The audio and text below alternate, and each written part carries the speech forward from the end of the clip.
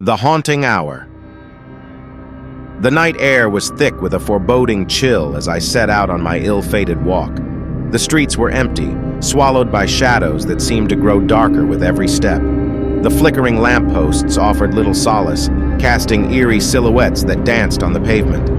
A nagging sense of unease clung to me, but I brushed it off, attributing it to an overactive imagination. I needed this walk to clear my head. Little did I know, this night would be etched into my memory forever. As I strolled down unfamiliar alleys, a distant echo of footsteps seemed to follow. My pace quickened, heart pounding in my chest, yet the sound only grew closer. My breath turned shallow, consumed by the weight of uncertainty. Abruptly, the steps halted. I stood alone in the hollow silence, heartbeats ringing in my ears. It was then that I noticed it, a pale, ghostly figure standing just beyond the edge of the lamplight. Its eyes, empty voids, seemed to bore into my soul. Frozen in terror, I watched as the figure took a step towards me. Panic surged through my veins, urging me to flee. I turned on my heels and ran, the chilling wind biting at my skin. The city seemed to stretch infinitely, each street twisting into a labyrinth of darkness. Fear guided my every turn, my breath ragged and my mind racing.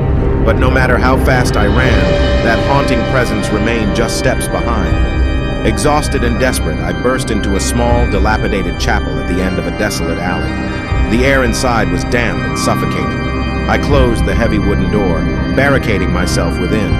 The silence was stifling, broken only by the erratic rhythm of my heart.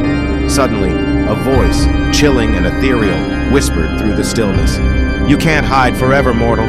I spun around, eyes darting, searching for the source of the voice. The chapel seemed emptier than ever, the shadows closing in around me.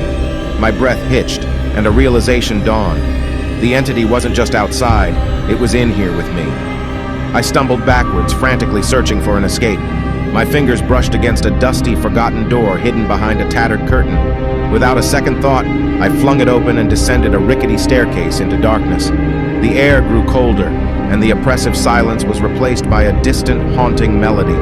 It echoed through the chamber, each note carrying a mournful lament. My pulse quickened, driven by a terror that eclipsed all reason. Finally, I reached the bottom, greeted by a crypt bathed in an eerie blue light.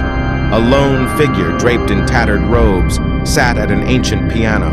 Its skeletal fingers danced across the keys, conjuring a haunting melody that seemed to pull at my very soul. As I watched in terror, the figure turned to face me, revealing hollow eyes that mirrored the ones from the alley. It spoke, its voice a spectral whisper. "You've stumbled into my domain, mortal." I was trapped, caught between the malevolent presence above and this sinister pianist below.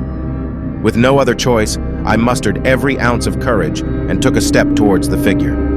Suddenly, a gust of wind swept through the crypt, extinguishing the candles and plunging the chamber into darkness. In that moment of chaos, I felt a surge of power and an inexplicable compulsion.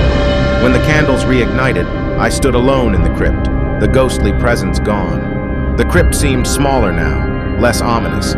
I had faced the darkness and emerged unscathed. As I ascended the staircase, I couldn't shake the feeling of being watched. But this time it was different. A sense of victory mingled with the lingering unease. I emerged from the chapel, the night air now crisp and invigorating. The streets, once shrouded in darkness, were now bathed in the soft light of dawn.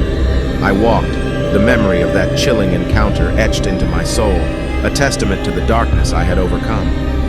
From that night on, I knew that sometimes the greatest horrors are the ones we face within ourselves.